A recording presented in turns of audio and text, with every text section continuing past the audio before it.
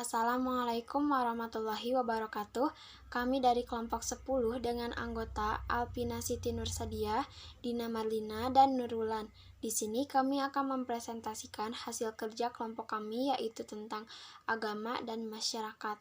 Pengertian agama dalam Kamus Besar Bahasa Indonesia atau KBBI, agama adalah ajaran, yaitu sistem yang mengatur tata keimanan atau kepercayaan dan peribadatan kepada Tuhan Yang Maha Kuasa, serta tata kaidah yang berhubungan dengan pergaulan manusia dan manusia serta lingkungannya.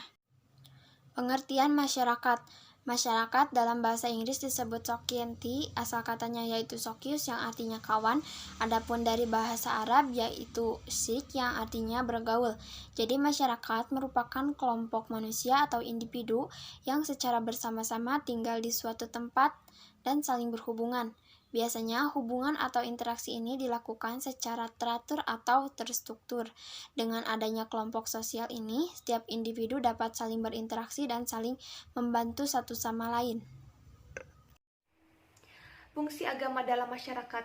Agama bisa digunakan untuk menuntun kehidupan manusia dalam mengarungi kehidupannya sehari-hari. Adapun fungsi agama yaitu sebagai berikut. Yang pertama, fungsi agama dalam pengukuhan nilai-nilai. Yang kedua, sebagai fungsi penentu. Yang ketiga, yaitu sosialisasi individu. Jadi, jika seseorang akan beranjak dewasa, ia memerlukan sistem nilai sebagai tuntunan untuk mengarahkan aktivitasnya dalam masyarakat. Yang keempat, sebagai fungsi pendidikan. Yang kelima, fungsi penyelamat. Yang keenam, fungsi perdamaian. Yang ketujuh, fungsi kontrol sosial. Yang kedelapan, pemupuk rasa solidaritas. Kesembilan, pembaharuan.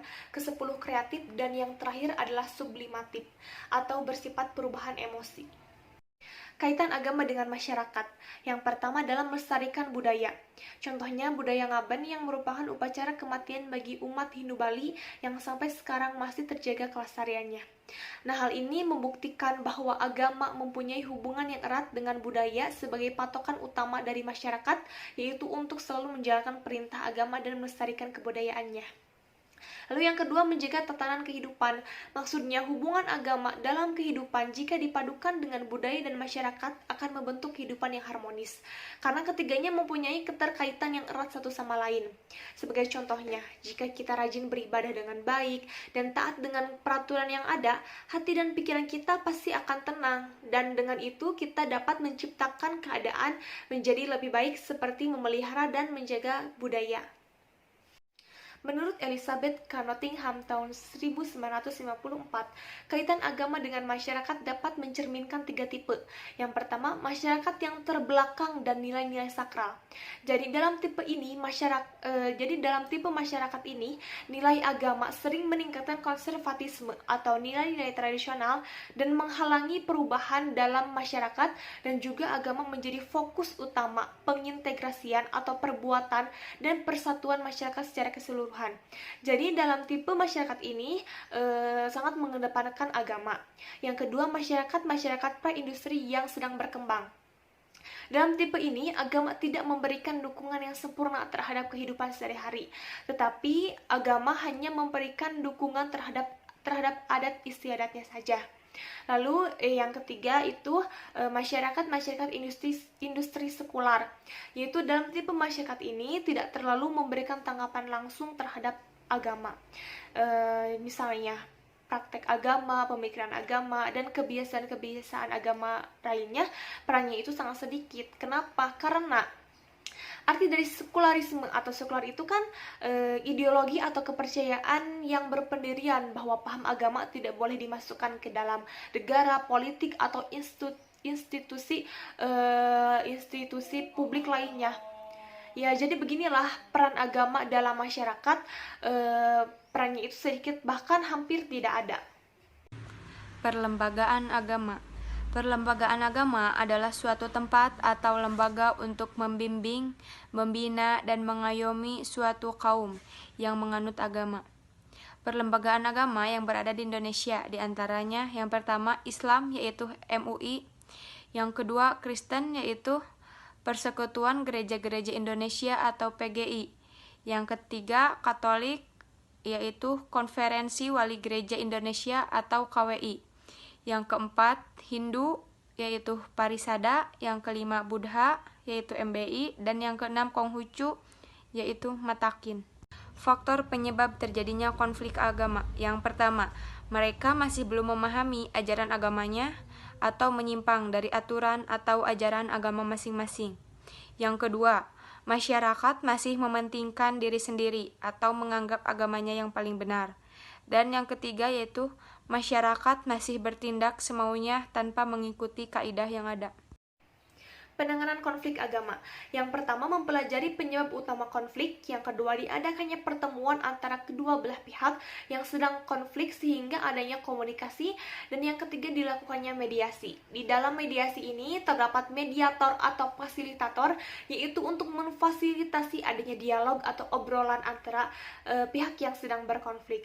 Di sini mediator tidak boleh memberikan penyelesaian, jadi harus bersifat netral terhadap pihak yang sedang berkonflik. Yang keempat yaitu pengawasan lebih aparat keamanan. Kesimpulan, agama adalah ajaran, yaitu sistem yang mengatur tata keimanan atau kepercayaan dan peribadatan kepada Tuhan yang Maha Kuasa, serta tata kaidah yang berhubungan dengan pergaulan manusia dan manusia, serta lingkungannya. Masyarakat merupakan kelompok manusia atau individu yang secara bersama-sama tinggal di suatu tempat dan saling berhubungan. Biasanya, hubungan atau interaksi ini dilakukan secara teratur atau terstruktur.